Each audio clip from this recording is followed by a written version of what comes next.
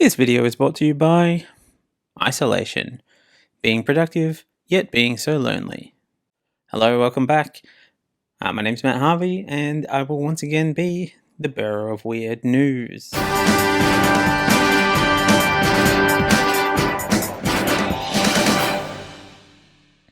Let's start off with business news.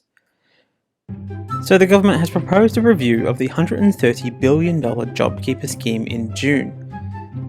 The proposed review has raised questions as to whether the federal government intends to keep running it for the entire 6 months. Because what better way to support a potentially collapsing economy than by cutting off the main source of income during an economic downturn? The main reason for this is they are worried that we will, quote, get addicted to government handouts, end quote. And look, if anyone should know, it's Morrison. He has a bad history of this kind of addiction. And let's be honest, he is merely saving us from falling into despair as a suited cog of local government, or maybe at some higher level, wasting more and more of the taxpayers' money on private parties, on pork barreling local electorates and inflated retirement benefits. Oh, that would be a story too sad for even a BoJack Horseman-led Narcotics Anonymous meeting. So very sad. It's very telling of how little faith they have in us, because they know if they didn't have to go into work, they certainly wouldn't. I mean, they barely show up when they have to. Working the whopping 67 days each year over 20 sitting weeks for a total of 627 hours per year. Oh, that's almost as many days as Scott Cam did as the careers ambassador. There's been many thoughts on the future of the JobKeeper and the job seeker set payments, with Morrison ruling out extending JobKeeper past the current September 27th end date, saying he looked forward to a day when the scheme would be shut down. Look, we all have to have dreams. I mean, not all of our dreams involve potentially sinking a chunk of the population back into or below the poverty line, but hey, each to their own, as they say. But boy, oh boy, was that fast. He went from Santa Claus to Krampus in less time than it takes to go from the joy of potential gifts on Christmas Eve to the continual wariness of being around old drunk conspiracy uncle on Christmas Day. And with the looming hole in the future of the economy looming like the empty promises of a philosophy degree, researchers from the Australian National University and the University of New South Wales in Sydney believe they have a solution that will enable the scheme to be phased out as the economy reopens and the recovery takes shape. And what plan do they possibly have to save us? Taxing the rich? Or maybe appropriately collecting tax from the world's first potential trillionaire. That's right, trillion with a T. Jeff Bezos' company, Amazon? No? Well, to be fair, not many people have that kind of money, so that couldn't possibly cover the gap. What do they recommend? They recommend introducing what they're describing as a government-controlled revenue contingent loan scheme. So they want to turn the JobKeeper into a HECS debt. Why do they continue to insist on calling these things schemes? Can we just address that first? The only positive scheme that I know of is a colour scheme, and even all of them are their own form of atrocity. Yeah, I'm looking at you, the entire 1990s. So who is this guy? Bruce Chapman. He's an ANU professor of economics, and he's the HECS debt baby daddy. And he claims it would provide financial support and stability for organizations through the recovery period without causing substantial financial disruptions to businesses while not loading up the federal budget. Now, a HECS debt might be a reasonable thing for a business, because let's be honest, they'll probably be able to pay it off, as they can get the money by underpaying a series of recent graduates who will struggle to get a loan because they are thousands of dollars in debt, and nobody's really looking to hire somebody who has a qualification in pirate studies. I personally have a HECS debt, and let me tell you, my arts degree hasn't made me more employable, but at least at the end of it, I knew how to use the MLA reference system, so that's something. This is giving businesses, it's giving them hundreds, maybe even thousands of HECS debts, and they didn't even get an arts degree out of it. This will just cause businesses to fire their least favourite employees. After all, if the government wants to pay for Nicole, then they can just pay her directly. Let's see how they like it when she syncs up the Centrelink break room by microwaving her fish. Yeah, Nicole, stop microwaving your fish. Not to mention, the Australian government doesn't even know how to force big businesses to pay their taxes. So once a business figures out that they're getting screwed, they're just going to go full Panama vacation with the accounts department. This is just going to generate more and more creative accountancy. I mean, I guess, seeing as they bought them all, they may as well put those arts degrees to use. We're just going to have a country full of Saul Goodman-style accountants. I mean, I guess at the plus side, we'll be able to invest some money in the arts. We can make a TV show out of it, call it Breaking Bank.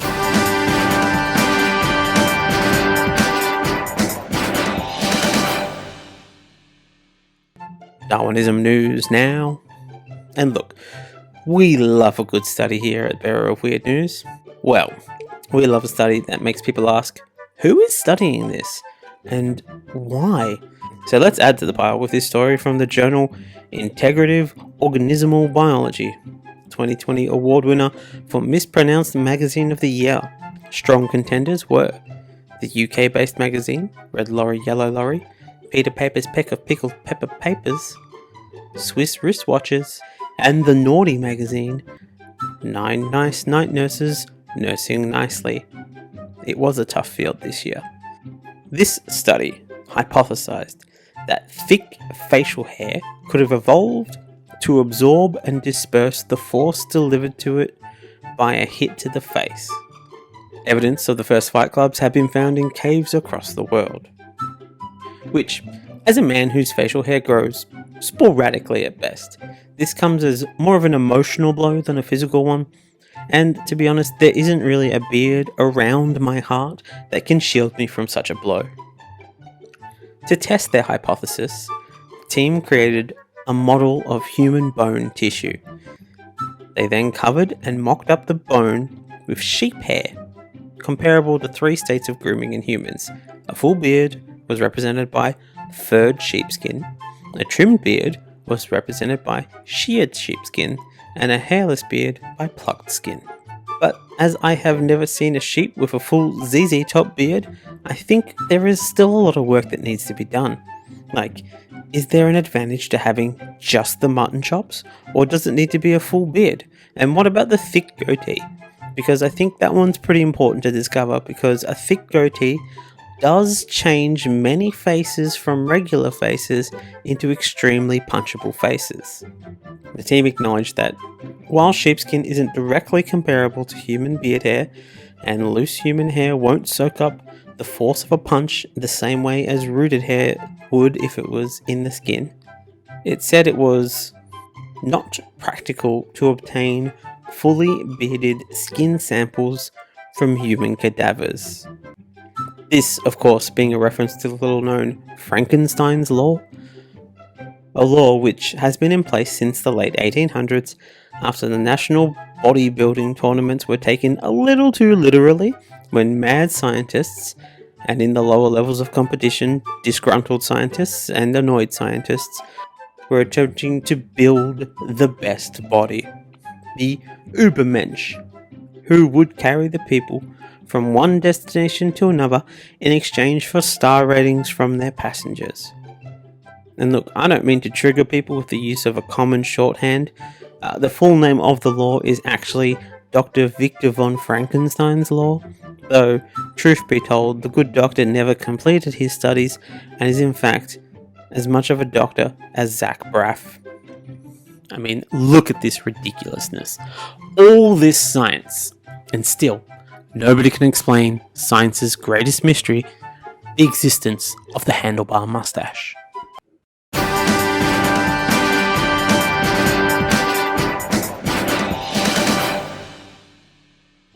to the loud noises desk. Seems loud talking could leave coronavirus in the air for up to 14 minutes. Loud noises! And look, given last week's revelation about farts, this is not about to turn into the Orifice podcast. We're just out here expressing that we have some concerns about orifice spaces. And now I'm concerned about loud farts as well. So the researchers asked people to repeat phrases, presumably loudly, much like you might encounter at, say, a protest to social distancing. And open up business tomorrow! They wrote that they used sensitive lasers to visualize the droplets they produced, watching them decay in a closed, stagnant air environment. In a sentence that heavily infers that if you cut their funding, they will end up keeping someone in a basement just to see what happens.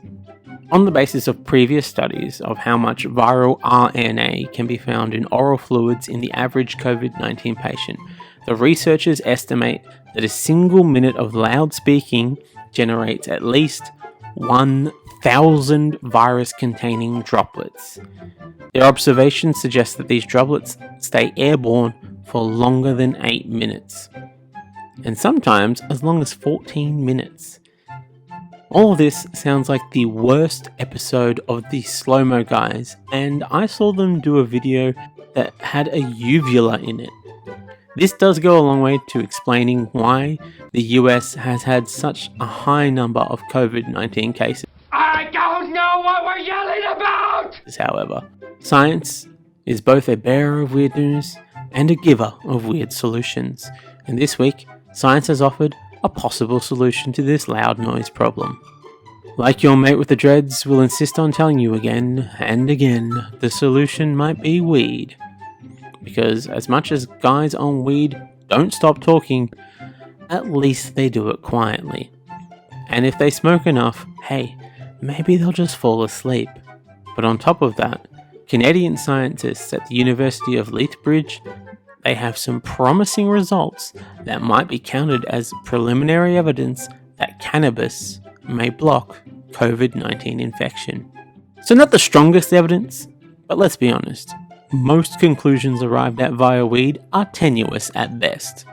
However, the study's aim was to find ways to hinder the COVID-19 from finding a host in the lungs, intestines, and oral cavity, and then found that the obnoxious attitude of someone just trying to tell you about the medicinal benefits of a little weed are surprisingly good, and that they can't believe that it's still illegal in so many countries, and after all, it's just natural, man, and it's better than half the poison that they sell, and we just can't listen to it all day and all night and all day and all night as the host goes on and on and on.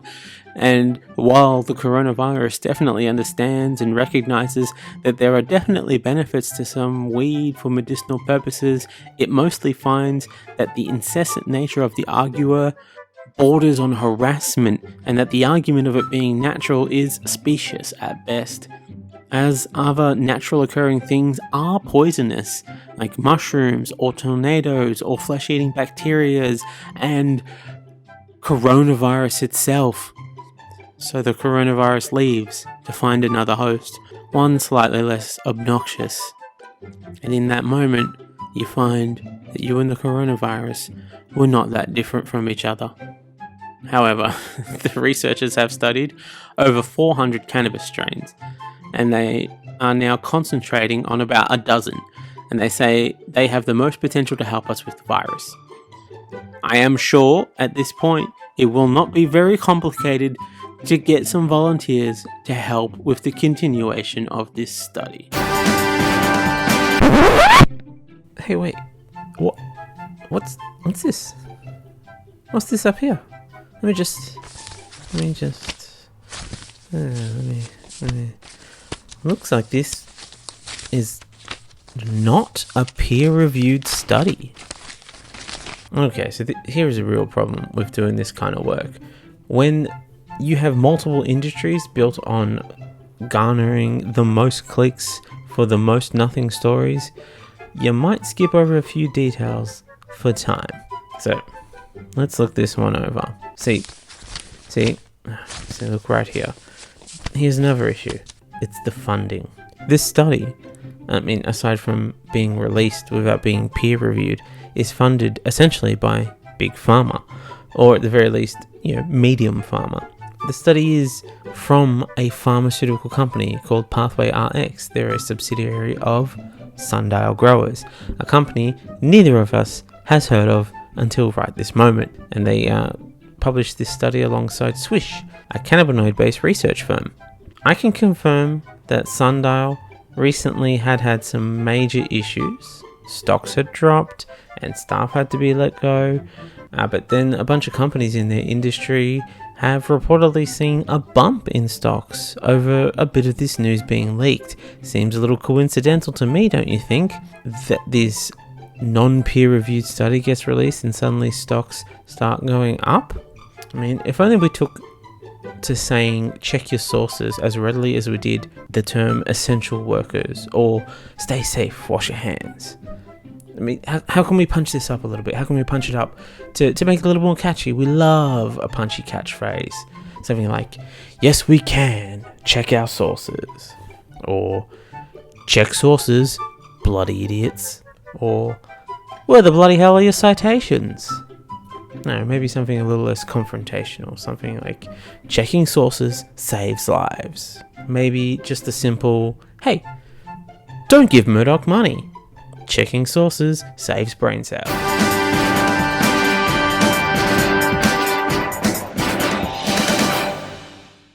Blood bank news now.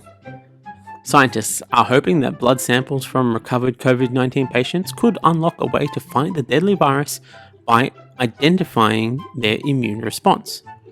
The good thing about social media is so many people who have had the disease have posted about it, and we can use the infinite network of interconnected data set up by greedy corporations to round up these people and put them on a permanent supply of giving blood.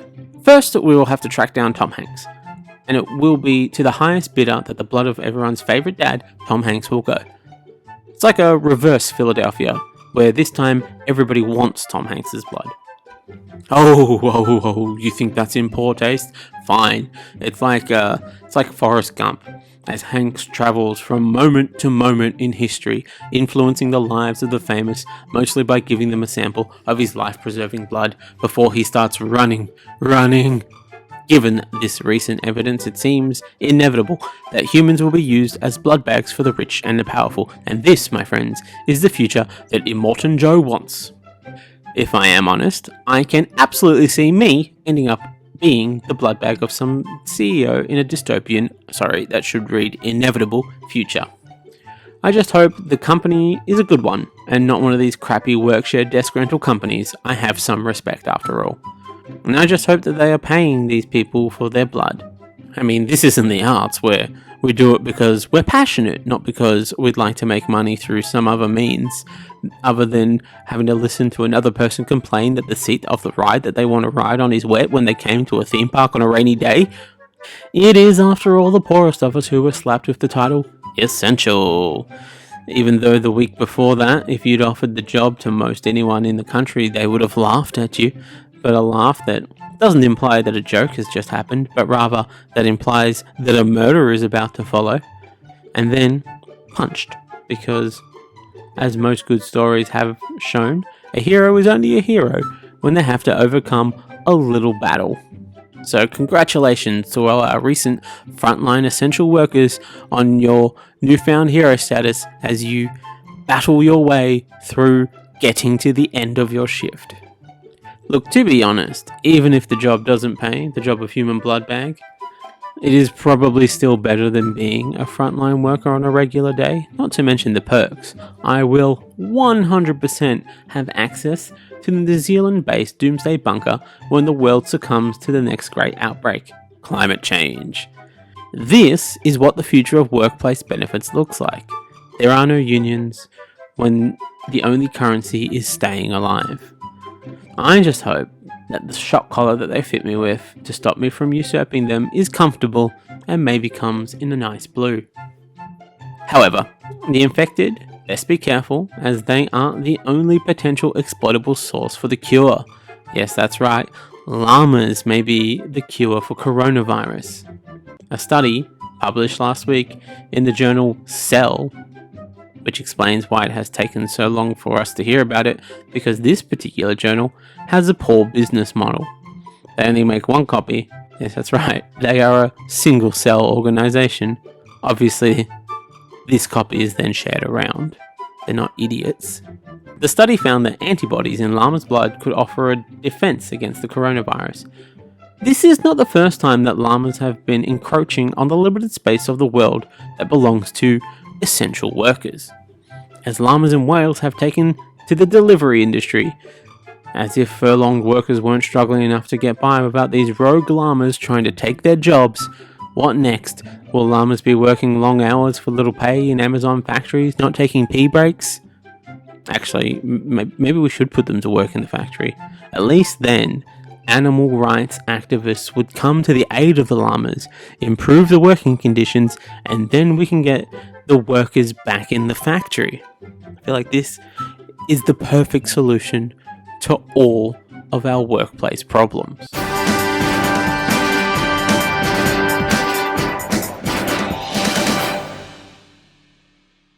Moving on to deepest betrayal news. Dogs, man's best friend, or so they claim. Seems dogs have been playing the long game the whole time.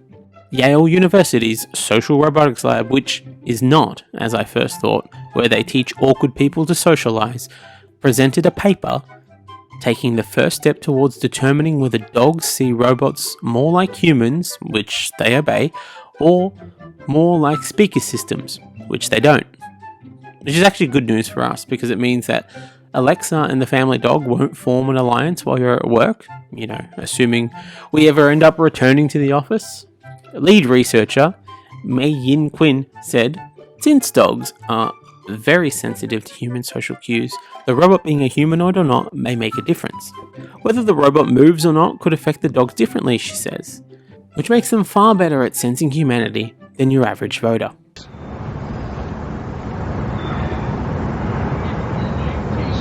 Okay, well tell me, what's the context, and if it's out of context, what is the context?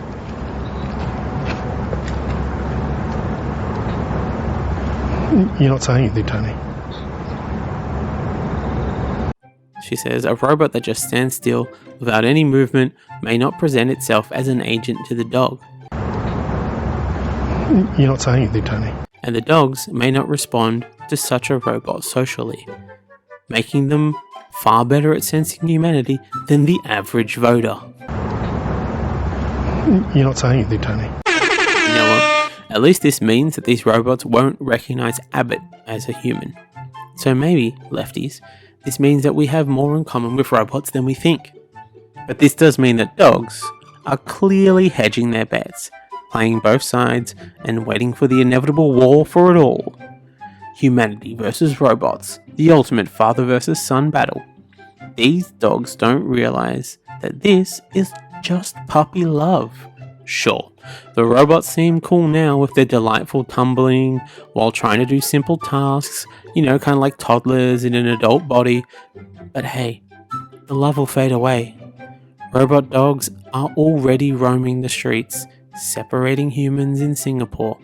Looks like humans aren't the only ones who are going to be losing their jobs after the robot revolution. Fido? This right here, this is why cats are better than dogs. Yeah, you heard it here first. Bearer of Weird News is taking a stance. We're a cat podcast. Sure, cats don't respect us as a species, always bringing around native birds they've hunted nearly to death as a gift for the family because they've perceived your hunting skills to be lacking, and aren't at all trying to undermine you. They're just helping out, It's just something that they've noticed. But at the same time, they will never turn on us as a species. Forming an alliance with a heartless robot, there is only room for one careless super hunter on this planet, and it is cats. They will be licking themselves on the sidelines while we have our little scuffle, waiting for us to bring them a lasagna when we finish up our little war skit.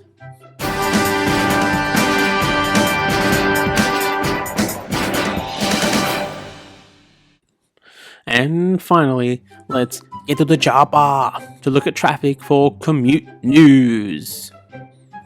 How are you enjoying working from home? Do you ever wear pants for your work Zoom meetings?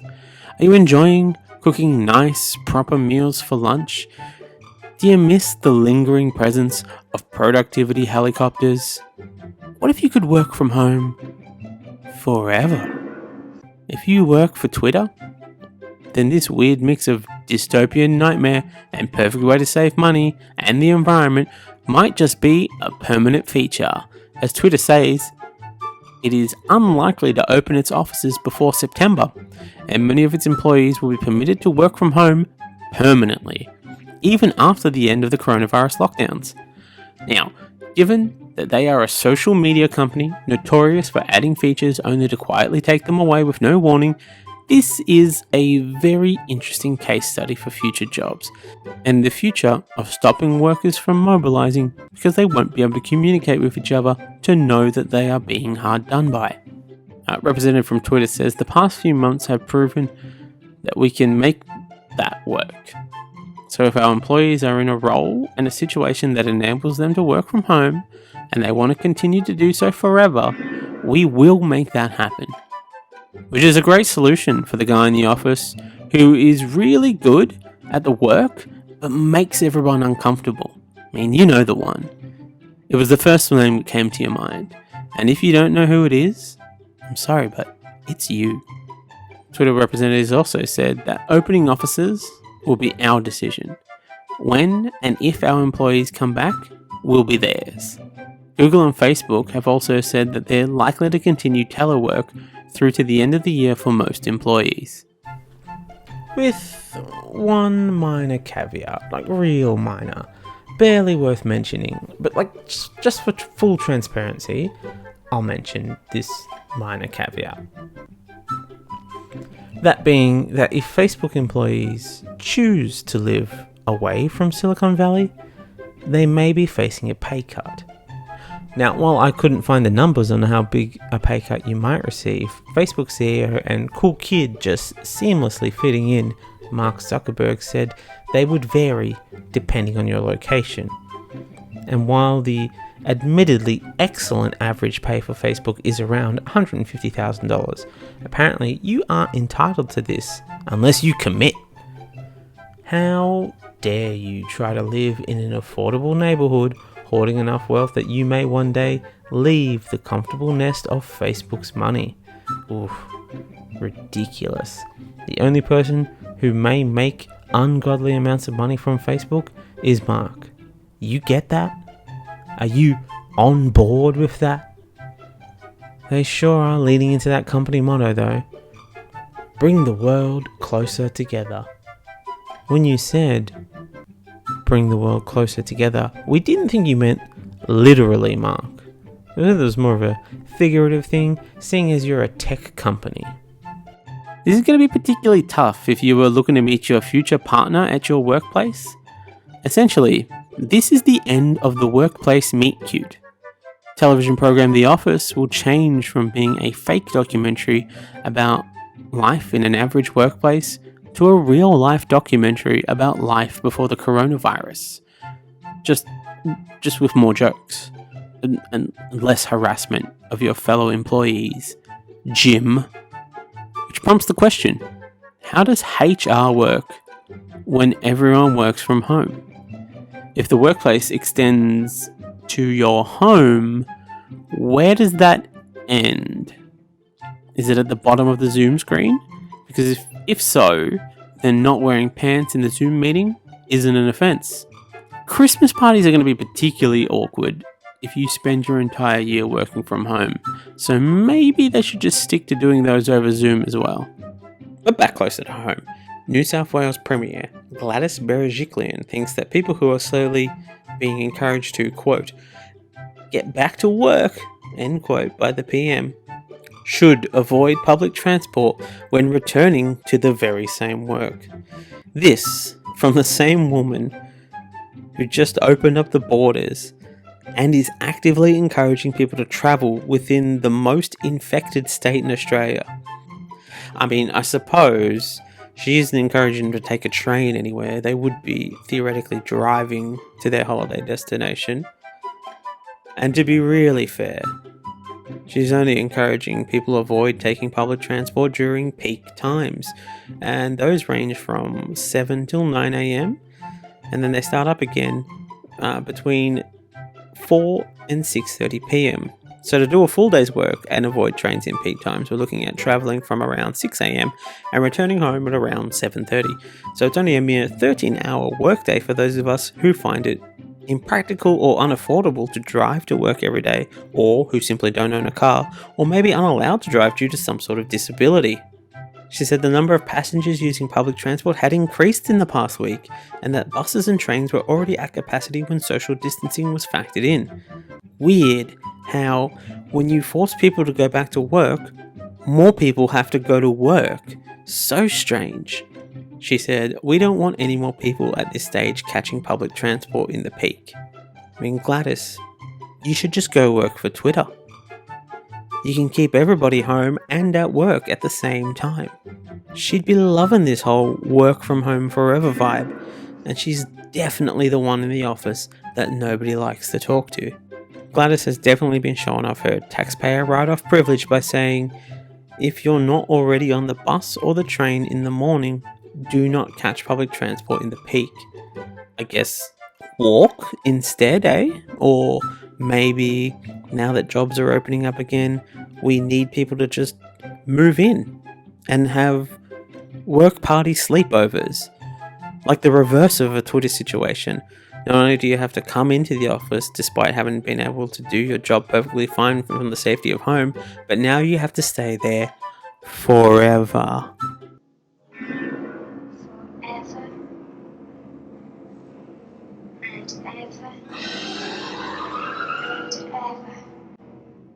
And we have made it to the end. Guys, thank you so much for hanging around. Thanks for tuning in. If you've come back, thanks for coming back. If this is your first episode, thanks for giving us a chance. We really appreciate your time. I'm going to be pumping these out as often as I can. So if you enjoyed this, maybe go back and have a listen to some of the old ones. If you think you know someone who would enjoy these, feel free to share them along. That'd be great. I'd really love the boost in numbers, and I hope you're all staying safe out there. I hope you're looking after yourself. If you have to return to work, I hope that situation is the best that it could possibly be, that the customers are treating you right, and look after yourselves, look after your families, wash your hands, and stay safe. Until next time, goodbye.